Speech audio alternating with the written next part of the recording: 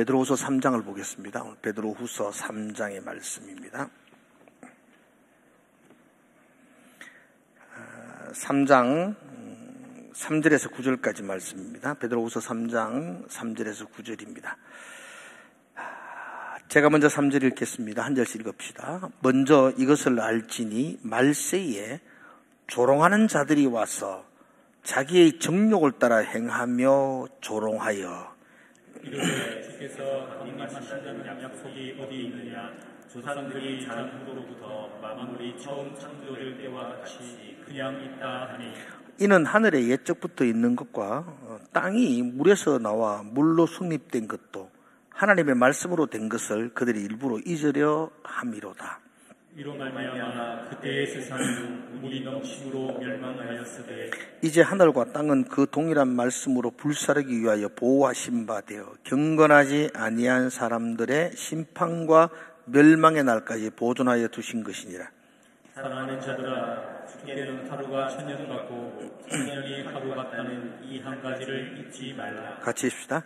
주의 약속은 어떤 이들이 더디라고 생각하는 것 같이 것이 아니라 오직 주께서는 너희에 대하여 오래 참으사 아무도 멸망하지 아니하고 다 회개하기를 원하노라. 아멘. 우리 함께 인사합시다. 사랑합니다. 그렇게 인사 사랑합니다. 예. 성경은 우리에게 말해요. 너희가 말과 혀로만 사랑하지 말고 행함과 진실함으로 하라 그랬어요. 그 사랑합니다 인사 우리 계속 하는데 그때 할 때마다 이게 말과 혀로만 하는 건 아닌가.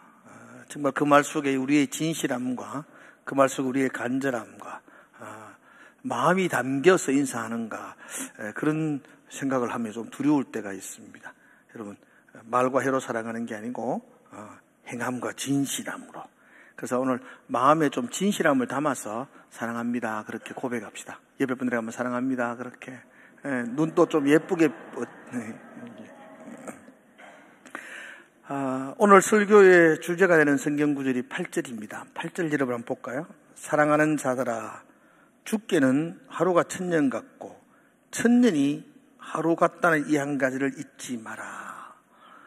하루면 하루지, 하루가 천년 같고 천년이 어떻게 하루 같을 수가 있을까요? 시간이란 개념 속에 살아가고 있는 우리들은 이 말을 온전히 이해할 수는 없습니다.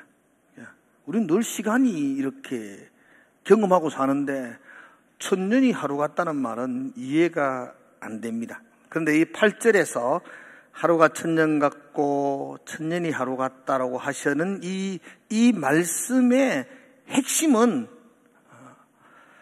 천년을 하루처럼 오래 참는다 이런 뜻입니다. 하나님은 어떤 분이신가요? 오래 참으시는 분이십니다. 한번 따라 합시다. 하나님은 오래 참으십니다. 우리는 7월 달에 하나님의 성품을 배울 때에 긍휼의 성품을 배웠어요. 하나님은 긍휼하신 분이십니다. 긍휼이라는 말은 어려움을 당하거나 고난당하는 사람을 불쌍히 여기는 마음, 이게 긍휼이고요. 그 마음으로 그를 향하여 물신양면으로 도우는 것을 돌봄이라 그렇게 말했어요. 그죠?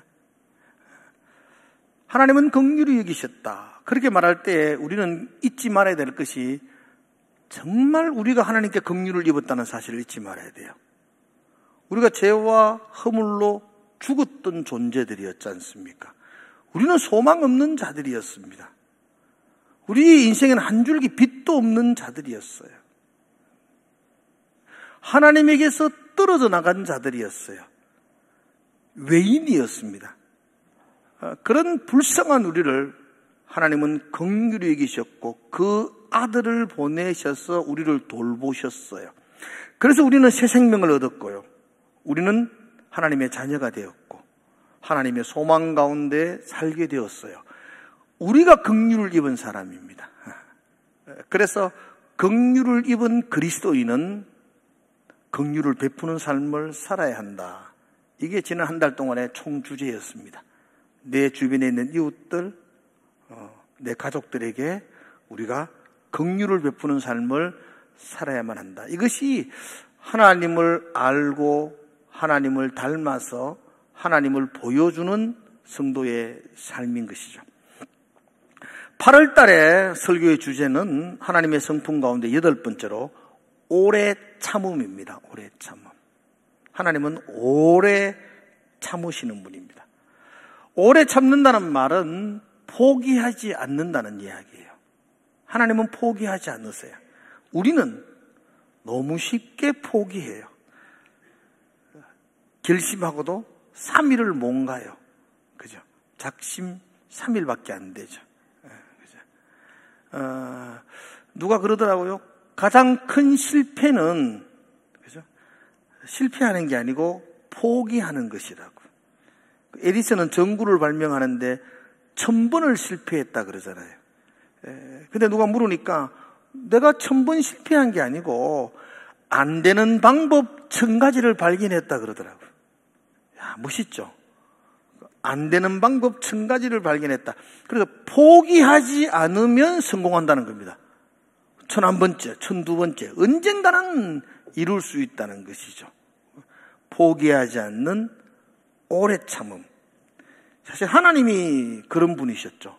오늘 본문에 보면 1000년을 하루같이 포기하지 않고 기다리시고 참으신 분이셨어요. 그래서 8월 한 달 동안은 이 하나님의 오래 참음에 대하여 우리가 한 주 한 주 이렇게 살펴보게 될 것입니다. 오늘 본문은 1절부터 이렇게 살펴보는 게 본문의 문맥을 잘 이해할 수 있는 방법이 될 거예요. 1절 한번 보겠습니다. 1절. 자, 오늘 본문 한번 보겠습니다. 1절. 사랑하는 자들아, 내가 이제 이 둘째 편지를 너희에게 써노니. 베드로는 이 편지를 받는 사람들을 사랑하는 성도들이죠. 사랑하는 성도들. 소아시아에 흩어져 있는 여러 교회의 성도들에게 두 번째 편지를 보냈는데요. 첫 번째 편지는 뭘까요? 베드로 전서가 첫 번째 편지죠. 두 번째 편지를 보내죠. 왜 보내느냐? 이유를 적어 놓았어요. 이 두 편지를 보내는 이유는 너희의 진실한 마음을 일깨워 생각나게 하려고. 요즘 참 생각이 잘 안 나요. 깜빡깜빡할 때가 참 많아요. 약속도 잊어버리고 그래요. 시간이 지날수록 이 생각이라는 이 기억력은 굉장히 퇴색되어지는 것 같아요. 그래서 그랬던가 이런 말을 할 때도 있고요. 또 그랬던가 기억은 나지만 그때의 감동이 약해질 수도 있어요. 그때는 그 일 생각하면 막 가슴이 설레였는데 지금은 생각해도 그런 일이 있었지 이 정도로 이렇게 퇴색될 수가 있어요. 근데 지금 베드로는 성도들에게 너희들이 잊지 말아야 될 것, 그 가슴의 뜨거움이 퇴색되지 말아야 될 것, 내가 너희들이 꼭 생각나게 하고 싶은 일이 있다는 겁니다. 그래서 이 편지를 썼다는 거죠. 뭘 생각나게 하고 싶었을까? 그 다음 구절에 이렇게 말해요. 그 다음 구절 한번 볼까요? 2절이거든요. 같이 한번 읽어봅시다. 2절. 자, 준비, 시작. 곧 거룩한 선지자들이 예언한 말씀과 주 되신 구주께서 너희의 사도들로 말미암아 명하신 것을 기억하게 하는. 베드로가 생각나게 하고 싶은 것은 두 가지였어요. 하나는 여기 보니까 거룩한 선지자들이 예언한 말씀이죠. 이걸 간단하게 말하면 뭐라 그럴까요? 선지자들이 예언한 말씀이 뭐죠? 구약. 어렵죠? 제가 묻는 게 좀 어려워가지고 대답하기 힘들지만 그 용기를 내가지고 대답해 보세요. 거룩한 선지자들이 우리들에게 그동안 말씀해 주셨던 예언의 말씀, 구약의 성경이에요. 그 다음에 뭐라고 말하죠? 주 대신 구주, 우리의 주가 되신 구주 예수 그리스도께서 너희의 사도들로 말미암아 명하신 것들, 예수님이 사도들을 통해서 우리들에게 명령하신 말씀, 이것을 한마디로 말하면 신약, 그죠? 그러니까 구약, 신약. 지금 베드로는 흩어져 있는 성도들에게, 소아시아에 흩어진 성도들에게 편지를 적는데 그 목적이 뭐냐면 내가 너희들에게 생각나고 좀 기억해 주고 싶은 이야기가 있다. 선전에 했던 구약의 말씀과 예수님이 하셨던 그 신약의 말씀들을 너희들이 잊지 말고 생각했으면 좋겠다. 떠올렸으면 좋겠다. 그렇게 말합니다. 근데 여러분, 구약의 말씀과 신약의 말씀은 너무 범위가 커요. 근데 지금 베드로가 내가 너희들에게 구약과 신약의 말씀을 떠올리게 하고 싶다라고 말할 때 이 전체를 다 떠올리게 한다는 말은 아니잖아요. 이 말씀 중에 내가 꼭 한 가지 너희들에게 기억나게 하고 싶은 말이 있다는 겁니다. 그 한 가지 말이 이 성경의 구약에도 했던 말이고 예수님이 신약에도 한 말이다. 그게 성경에 근거한 그 한 가지 주제를 너희들에게 떠오르게 하고 싶다. 지금 내가 하는 말은 그냥 내 머리에서 나온 터무니없는 이야기가 아니고 말씀, 구약과 신약의 근거에서 너희들에게 꼭 알려주고 싶은, 기억해주고 싶은 말씀이 있다는 겁니다. 자, 그럼 그 말씀이 뭐죠? 그 말씀 4절입니다. 4절 한번 볼까요? 그 말씀. 자, 4절을 같이 한번 봅시다. 시작. 이르되 주께서 강림하신다는 약속이 어디? 여기까지입니다. 내가 너에게 꼭 하고 싶은 이야기가 있는데 이르되, 어떤 사람이 말한다는 겁니다. 어떤 사람들이 말하는데 주께서 강림하신다는 약속이 어디 있느냐라고 하는 사람들이 있다. 주의 재림이죠. 주의 재림의 문제를 지금 베드로는 끄집어내어서 신약과 구약의 말씀을 통하여 여러분들에게 올바른 가르침을 가르쳐주고 싶다는 겁니다. 여러분, 예수님 다시 오신다는 이 재림, 여러분, 재림은 굉장히 중요합니다. 교회의 핵심을 이루는 그 주제가 예수님의 다시 오심입니다. 한번 따라서 예수님은 다시 오십니다. 여기에 대한 흔들림이 있으면 이건 이제 우리와 같이 못 갑니다. 이건 확고한 거에 대해서. 교회는 그 재림에 대한 확고함으로 예배하는 곳이거든요. 우리 선배들은 그랬습니다. 먼 하늘 이상한 구름만 봐도 행여나 내 주님 오시는가 해. 머리 들어 하늘을 바라보며 오 주여 언제나 오시렵니까? 이게 우리 선배들이 부른 찬송이죠. 여러분, 요즘 비 막 오고 나면 먼 하늘에 구름 예쁘게 끼죠. 그럼 뭐 생각합니까? 아이고, 한번 봐야, 나도 한번 가보고 싶다, 이런 생각하지. 주님 오신다 생각 일절 안 하죠. 벌써 우리도 주님의 재림에 대한 생각들이 멀리 지금 가 있는 것 같아요. 옛날에 우리 선배들은 그런 구름 보면 주님 구름 타고 오시는가 싶어서 막 기다렸다는 거예요. 우리는 그냥 예쁘다 하고 치운다니까. 그죠? 아무튼 그들은 이 재림의 신앙에 대한 문제를 제기하는 거죠. 거짓 교사들이라 그러죠. 교회 안에 살며시 들어온 그 거짓 교사들이 이렇게 말하죠. 그들이 말하되 주께서 강림하시는 약속이 어디 있느냐? 주님 다시 오신다는 말을 어디에 했느냐? 너 그거 어디 있느냐? 이렇게 말하는 거예요. 그리고는 그들은 이어서 이렇게 말하죠. 조상들이 잔 후로부터, 옛날부터 이런 뜻이죠. 조상들이 잔 후로부터, 옛날부터 만물이 처음 창조할 때와 같이 그냥 있다 하니, 그들의 거짓 교사들의 주장이에요. 주님이 다시 오신다는 약속이 성경에 어디 있나? 여러분, 만물을 바라봐라. 창조 때부터 지금까지 계속 그대로 있지 않느냐? 어제도 그렇고 오늘도 그렇고 내일도 똑같을 거 아니냐? 변함이 없다. 뭐 주님이 다시 와서 재림이 있고 뭐 인류의 종말이 있고 심판이 있느냐라고 거짓 교사들이 이야기한다는 것입니다. 그들은 왜 이런 주장을 하느냐? 왜 주님이 재림이 없다 그러느냐? 좀 이따 그 이야기는 해보겠습니다. 그런데 중요한 건 성도들은 왜 주님이 재림이 없다, 예수님은 재림한다고 이야기했는데 지금 거짓 교사들이 재림이 없다고 이야기하니까 그게 현혹돼 가지고 막 믿음이 흔들리기 시작하는 거죠.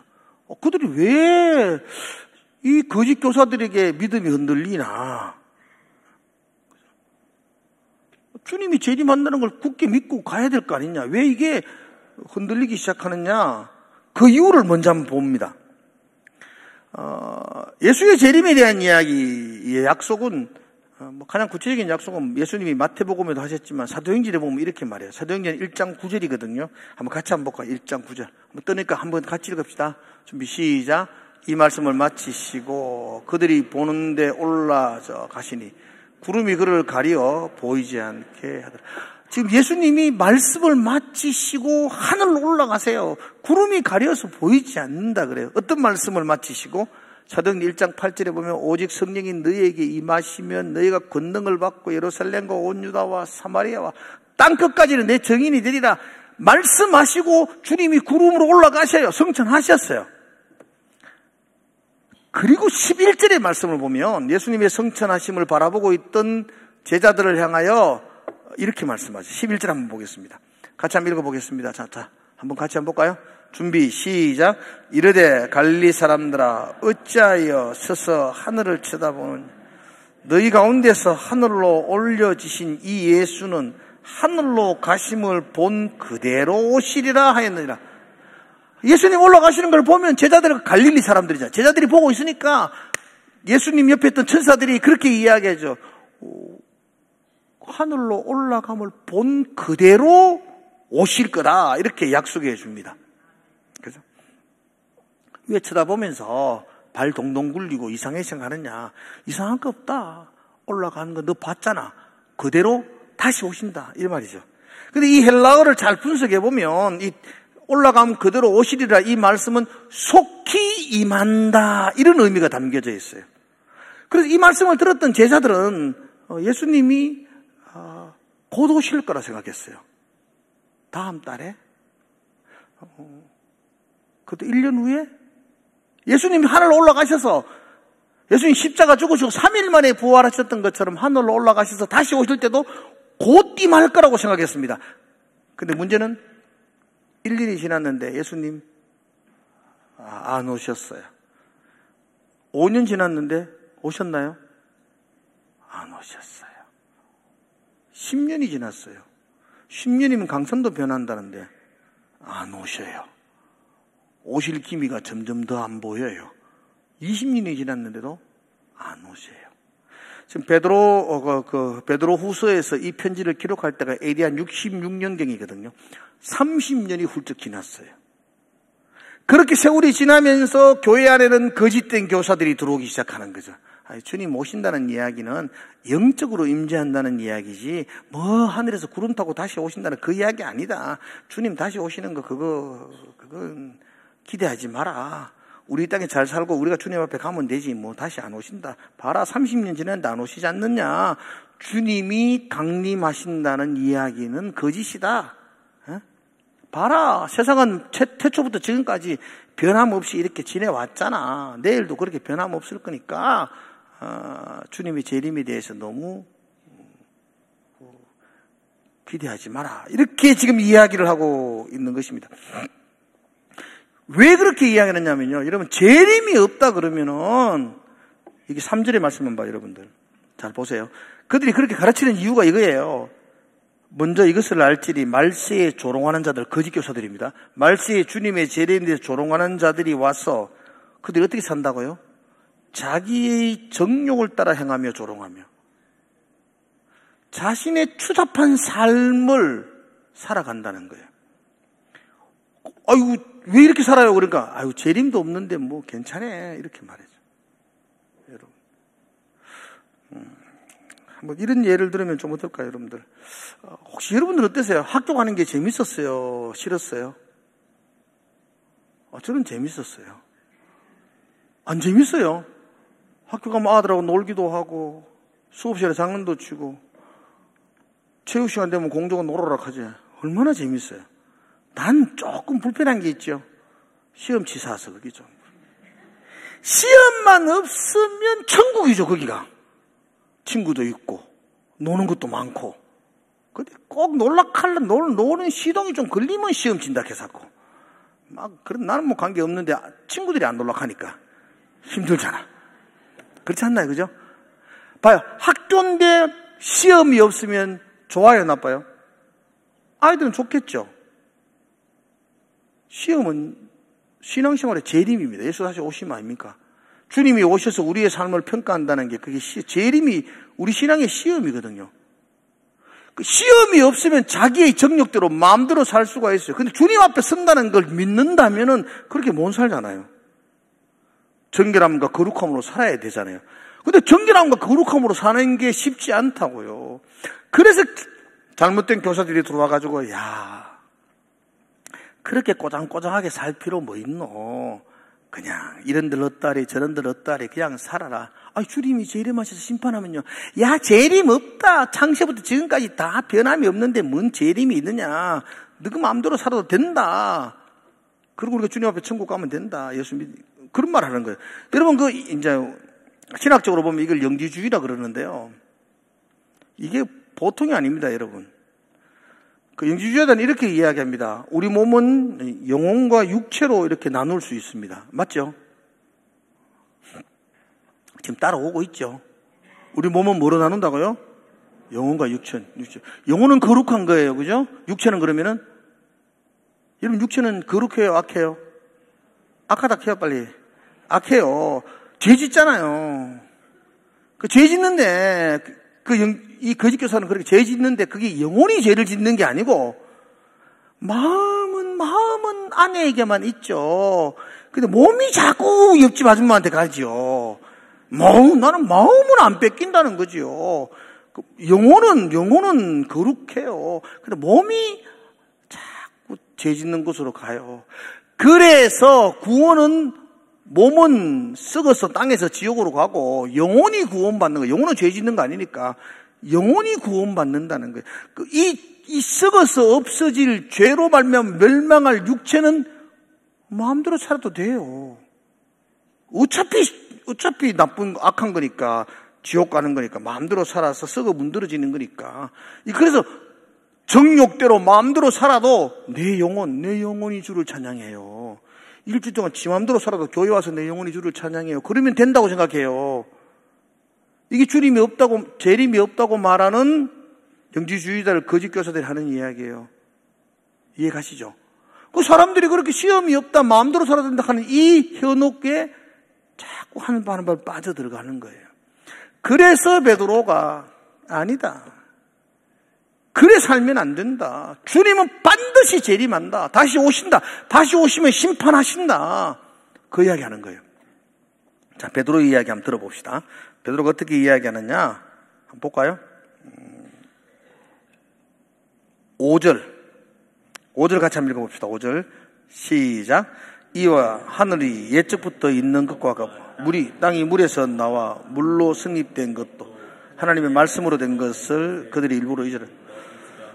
거짓 교사들은 이것을 부인하지만 사실은 뭐냐면 하늘이 옛적부터 있었다는 겁니다. 하늘 언제부터 있었어요? 옛적부터 있었어요. 누가 만드셨어요? 좀 크게 이야기해 봅시다. 부처라고 믿는 사람은 말하지 마시고 하늘 누가 창조하셨어요? 지금 그 이야기하는 거예요. 베드로는 지금 하늘이 옛적부터 있었다. 하나님이 창조하셨다. 그렇게 말하고 그 다음에 이렇게 땅이 물에서 나와 물로 성립된 것. 땅은 그 옛날에 천지 창조 창세기 2장에 보면 이 땅은요 다 물로 덮여져 있었어요. 하나님이 신이 수면에 운행하시더라. 물로 덮여져 있었는데 하나님께서 궁창 위의 물과 궁창 아래의 물을 나누셨어요. 궁창 위로 물을 올려보냈다고요. 하늘 위로 물이, 저 위에 물이 가득해요. 올려보냈고요. 땅으로 물이 있는 걸 하나님이 그 땅에 있는 물을 한쪽으로 모았어요. 일로 온다, 물도 다 일로 와, 이쪽으로 와, 흩어지지 말고 다 몰러 와. 이렇게 모아가지고 그 모은 물이 태평양이에요. 지중해고 대서양이고 그런 거예요. 그 물을 딴 데로 모아서 바다를 만들고 물을 한 곳으로 모으니까 그게 땅이 드러났잖아요.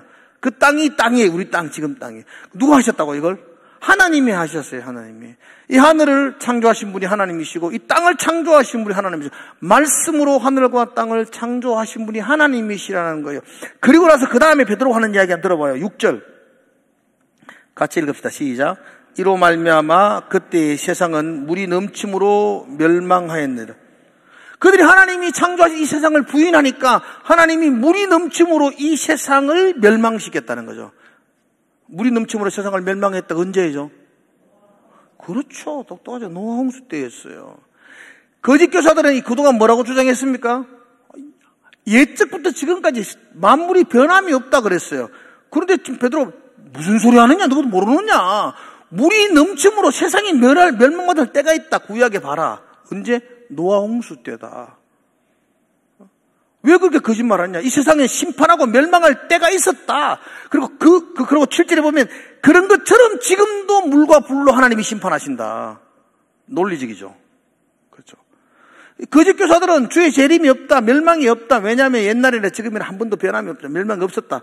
근데 베드로는 아니다. 천지를 하나님이 창조하셨고 그 창조하신 그 창조를 물이 넘침으로 멸망할 때가 있다. 여러분 보세요. 하나님이 천지를 창조하셨죠. 그럼 천지는 누구 거예요? 주인이 누구죠? 하나님이죠. 하나님 거니까 하나님이 멸망하는 것은 당연한 거라는 거죠. 하나님 거니까. 권리가 있다는 것입니다. 그리고 그때가 언제? 노아 때 그런 일이 있었다. 그런 것처럼 지금도 주님은 다시 오시고 주님이 다시 올 때 이 땅은 심판이 임할 것이다.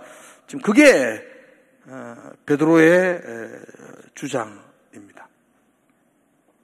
그런데 사람들은 지금 주님 다시 온다는 게 30년 지나도 실감이 안 나죠.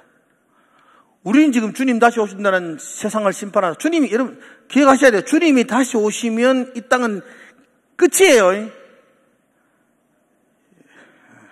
여기서 또 뭐 알콩달콩 아들하고 잘 살 거라 생각하면 안 돼요.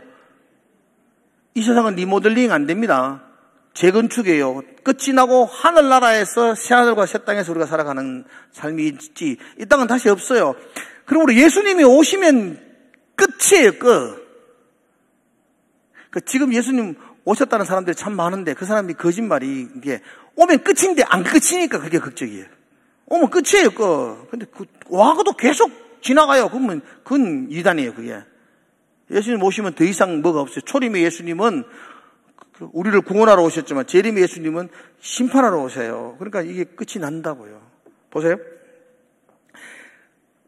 지금 우리가 예수님이 오신다고 약속한 지가 몇 년이 지났어요? 2000년이 지났죠. 그러니까 우리는 자꾸 실감을 잃어버리죠. 2000년이 지났으니까. 그리고 또 정말 힘든 것 중에 하나가 자꾸 이자불락하면 쥐가 예수라고 자꾸 하는 사람들이 나타나서 그래서 또 나타나서 끝나면 되는데, 나타나서 진짜 예수면 되는데 나타났는데 우리는 또 아닌 걸 드러나죠. 1992년도 이장님이는 끝내줬어요. 온 동네 사람이 다 헷갈렸어요. 진짠가 싶었어요. 나는 아니라고 철떡같이 믿었는데도 혹시나 진짜 모르나 싶은 생각이 있었어요, 내게도. 근데 솔직히 이야기하자면 혹시나 싶었어요. 아니라고 생각했지만 나는. 그리고 뭐 제가 그랬으니까, 제가 그때 총신 다니는 전도사인데 제가 그랬으니까 성도들은 막 1990 10월 28일 날 다 잠도 못 잤을 거예요, 다.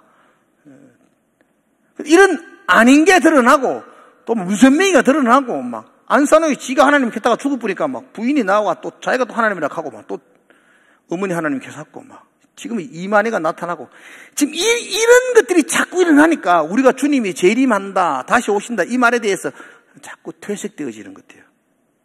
자꾸 실감을 하지 못하는 것입니다. 그러나 여러분, 교회가 다시 한 번 더 외쳐야 되고 다시 한 번 더 고백해야 됩니다. 예수님은 반드시 다시 오십니다. 그죠?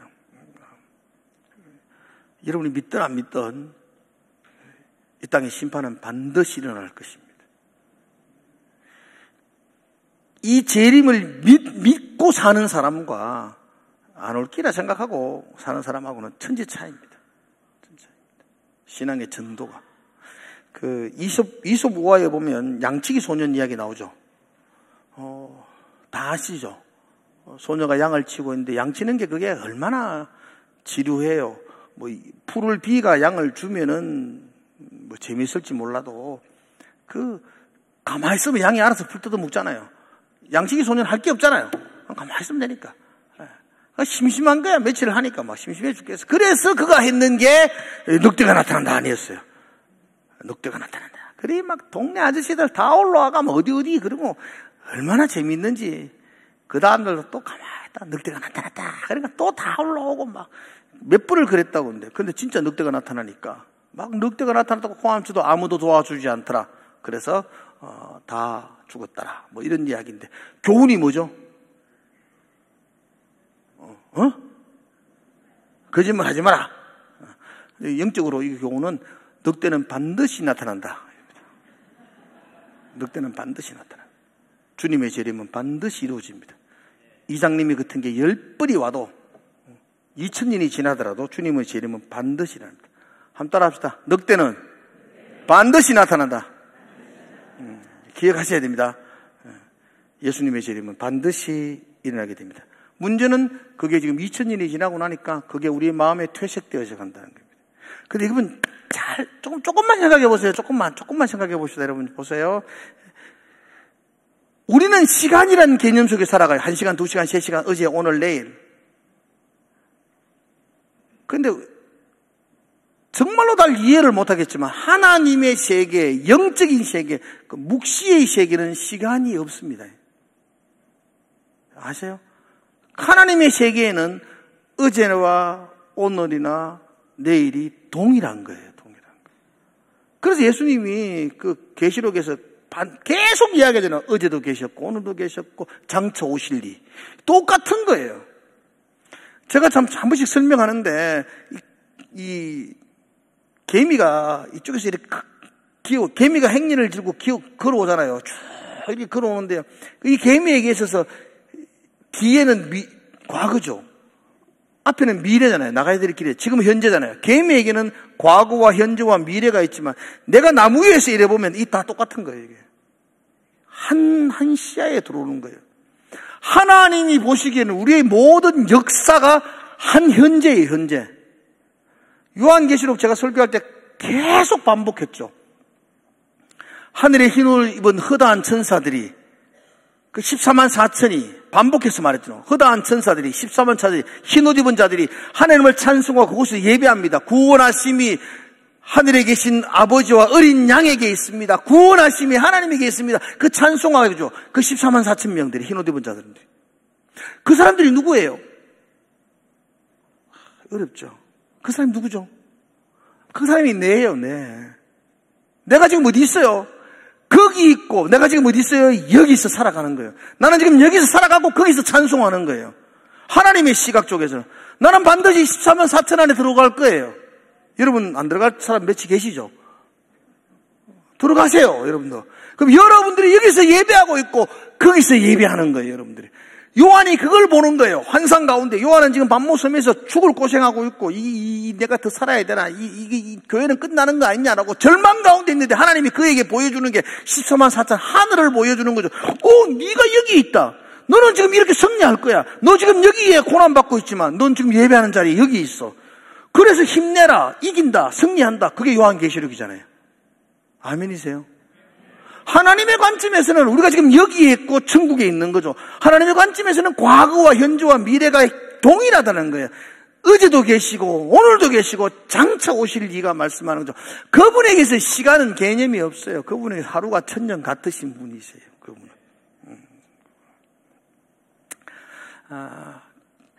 그러므로 우리의 시간으로 천년이 지났다고 해서 더디다고 생각하시면 안 돼요. 잊었다고 생각하셔도 안 돼요. 그분은 지금 여기 9절의 말씀 한번 봅시다. 9절 같이 한번 봅시다. 9절. 자, 같이 봅시다. 시작. 주의 약속은 어떤 이들이 더디다고 생각하는 같이 더딘 것이 아니라 오직 주께서는 너희를 대하여 오래 참으사 아무도 멸망하지 아니하고 다 회개하기에 이르기를 원하시오. 그냥 오래 기다리고 계신다. 참고 계신다는 거예요. 우리를 위해서. 한 영혼이 돌아오기를 기다리고 계신다는 거예요. 주님이 능력이 없어서 실력이 없어서 오시는 게 더뎌지는 게 아니요. 그분은 사랑하셔서 오래 참으시는 겁니다. 여러분 한번 생각해보면 나를 위해서 지금 참고 계신 거예요. 여기서 오래 참는다는 말을 그 헬라어로 분석하면요. 견딘다 이런 뜻이에요. 주님이 나를 인간되게 하기 위해서 지금 견디고 있는 거예요. 견디고 있는 거예요. 주님이 나를 구원하기 위해서 지금 견디고 있는 거예요. 견디고. 우리 지금도 아직도 완성되지 못해서 인간같이 못하게 살고 있잖아요. 그런 나를 하나님이 바로 세우기 위해서 지금도 하나님은 여기 말하잖아요. 조롱하고 멸시받고. 주님이 세상에게 조롱받으며 멸시받으며 나의 구원을 위해서 견디고 계신 거라고요. 그러므로 주님의 오래 참으심은 나를 향한 하나님의 사랑하심의 표현이에요. 그분이 더딘 것이 아니요 그분이 나를 사랑하고 있다는 거예요. 우리는 그분의 오래 참으심으로 하나님의 자녀가 되었어요. 지금도 그분은 나를 향하여 오래 참고 계세요. 그래서 지금 여러분들이 그분을 닮아서 여러분도 여러분의 가족들, 여러분의 이웃들 참으셔야 돼요. 용서해 주시고 기다리셔야 돼요. 그게 하나님의 성품을 닮은 사람이에요. 인간 같지 않고 꼴 보기 싫고 두 번 다시 보고 싶지 않는데 그래도 오래 참으셔야 돼요. 견디셔야 돼요. 견디는 것, 이게 하나님의 성품이세요. 하나님이 나를 위해서 견디셨는데 나도 견디셔야 돼요. 그게 그리스도인의 모습인 것입니다. 우리 교회도 한번 왔다 가셨는데 몇 번 오셨죠. 그때는 집사님으로 오셨죠. 서상복 집사님. 근데 지금은 이제 목사가 되셔서 사역을 하시더라고요. 가정사역을 하시는 목사님이세요. 그분은 저쪽 경북 봉화에서 태어나셨어요. 할아버지가 한센시병이에요. 갑자기 할아버지가 어디서 전염을 받았는지 할아버지가 자녀 다 놓고 연세 드셔가지고 한센병을 얻은 거예요. 그 한센병은 동네에 살지를 못해요. 그래서 쫓겨나가지고 그 봉화마을 그쪽에서도 쫓겨나가지고 가장 제일 가까운 이웃이 7km 떨어져 있었다 그러대. 그러니까 한 2시간 정도 떨어져서 산속에 그렇게 홀로 판자촌 접고 살았대요. 할머니는 자기 남편이 한센병 걸리니까 더럽고 겁이 나서 못 살겠다 그러고 도망가 버리고, 자기 아버지, 이 서상복 목사님 아버지도 자기 아버지가 한센병에 걸리니까 도저히 같이 못 있겠다 이래가 가출을 해버렸대요. 집을 나가버렸대요. 그래서 초등학교 6학년 때까지는 자기가 엄마는 아버지 찾는다고 나가보고 자기가 할아버지 모시면서 그 산속에서 살았대요. 학교도 안 갔대요. 1년에 한 2번 학교 갔다 하던가. 그래 학교 가는 날이 너무 없어서 졸업이 안 되는데 나중에 선생님이 와가지고 네 결석한 날을 출석한 날로 해줄게 이래가지고 그래 출석한 날을 결석으로 하고, 이거 출석부에 해놨잖아요. 이거 체크해. 요즘 안 되겠지만 출석부에 이렇게 꺼놨는데 그 결석 하도 많이 꺼내니까 그걸 출석으로 바꿔가지고 그래가 졸업을 시켜줬다. 그럴 정도로 초등학교 6년 동안은 할아버지 모시고 학교까지 8km가 떨어져 있으니까 학교 못 가고 거기서 이렇게 지냈대요. 그러면서도 교회는 갔대요. 그 7km 떨어진 마을에 있는 교회에 어떻게 알아가지고 그 초등학교 4학년 때부터인가 3학년 때부터 교회를 혼자 다녔대요. 혼자 다니고. 중학교 1학년이 되니까 아버지가 돌아왔대요.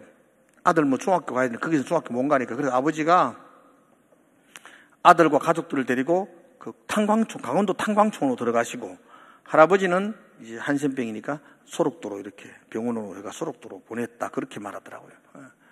근데 사실 아버지도 아픈 사람이죠. 자기 아버지가 한센병이었고, 사랑도 못 받았고, 가족 떠나 있었고, 그래서 정신 발달 장애가 있다. 그리고 알코올 중독이고, 그래서 매일 술만 먹고 술 먹으면 이래 때렸대요. 엄마도 그렇게 많이 맞고, 그래서 엄마도 집 나가기도 하고, 동생들은 안 맞아. 동생들은 그냥 아버지만 오면 자는 채 하고, 근데 본인은 그냥 깨 있다가 그렇게 많이 맞았대요. 특별히 또 교회를 다니니까, 중학교 때. 교회를 다니니까 아버지가 그냥 분노를 이 아들에게 다 쏟아부었대요. 근데 그 이야기 들어보면요, 때리는 게 보통 때린 게 아니고, 그냥 아버지가 때리는 정도가 아니고, 자는데, 그냥 이렇게 누워 자는데 죽인다고. 그 부엌칼을 들고 이렇게 머리를 찍었대, 머리를. 그 아버지가 그랬대. 그러니까 머리가 이게 이마에 들어갔대요, 칼에 들어가서. 그런데 기가 막히게 이게 이제, 혈관이나 이런 데를 안 거치고 머리가 이렇게 눕혔던 모양이야. 그래가 살았다. 그리고 빼고, 된장 바르고, 그렇게 다니다. 그 발도 칼로 찔러가, 지금도 발목 이런 데는 칼에 찔린 상처가 그대로 남아있대요. 이건 사람의 모습이 아니잖아요. 그런데, 그 목사님 이야기는, 그런데 아버지가 안 미웠더래요. 그 아버지를 보면서 4살짜리 아이를 보는 듯 했다 그래요. 그 아버지는 4살이고 자기는 중학생이잖아. 그래 돌봐줬다는 거야. 그래서 이거 힘센 4살이니까 그래 맞으면서도 돌봐주었다는 거죠. 그런 마음을 어떻게 가지게 되었느냐고 물으니까, 그가 중학교 때부터 탄광촌으로 이렇게 와가지고 매일 새벽기도 나갔대요. 그러니까 뭐 소망이 없으니까 매일 새벽기도 나가고 하나님 바라보고 기도했는데요. 일주일에 한 4번, 5번은 새벽기도 갔다 그러더라고, 중학생이. 그러니까 2번은 왜 못 갔나, 2-3번은 못 갔는 이유는 일주일에 한 3일 정도는 새벽기도 못 갈 정도로 두드리 맞아가지고, 일하지 못하는 날은 못 갔고, 아니면 거의 일에 새벽기도를 갔다 그랬대. 그 교회 전도사님이 이 상복이를 보니까 참 기구하잖아요. 할아버지의 문둥병, 초등학교 6년 동안 그 산속에서 이웃도 없이 학교도 못 가고, 1년에 학교 한두 번 가고, 그래 지냈고, 그 산속에서는 늑대하고 친구로 지냈다 그러대. 늑대 2마리가 내려와가지고 늘 자기하고 자기 고구마 나눠 먹고, 그 늑대인 줄도 몰랐대요.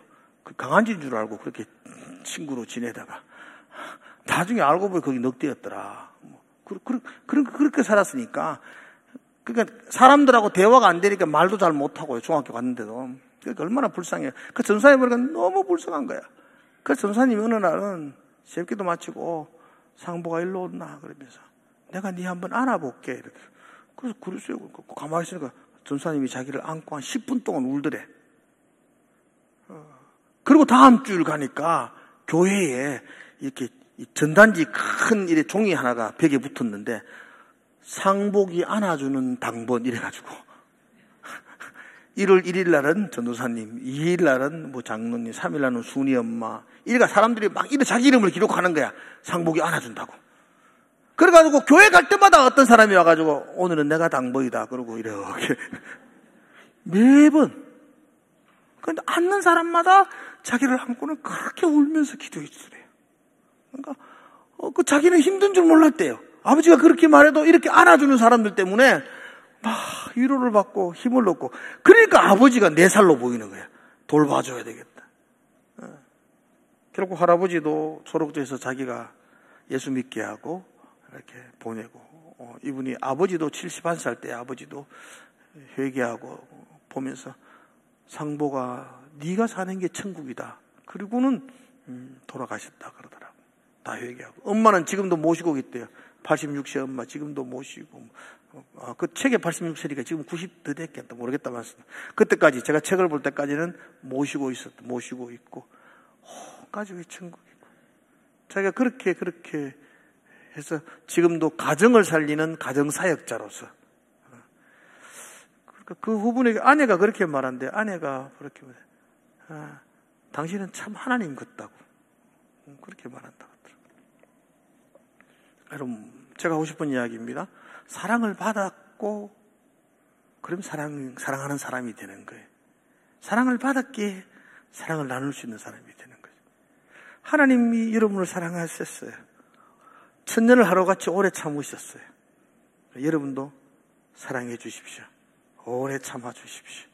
그러면 회복이 일어날 줄로 믿습니다. 하나님을 배우고 하나님을 닮아서 세상에 하나님을 보여주는 것이 그리스도인이라면 하나님의 특징이 오래 참으시는 것이었어요. 나를 위해서 견디신 분이셨어요. 그러므로 여러분과 저도 여러분의 이웃을 위하여 오래 참을 수 있기를 주의 이름으로 축복을 드립니다. 기도합시다. 하나님 아버지, 나를 향한 하나님의 사랑을 보게 하시고 그 사랑을 붙들고 기도하게 하시고 그 사랑을 높이며 찬송하게 하시고 그 사랑으로 말미암아 나도 나의 이웃들을 사랑케 하여 주시옵소서. 예수님 이름으로 기도드리옵나이다.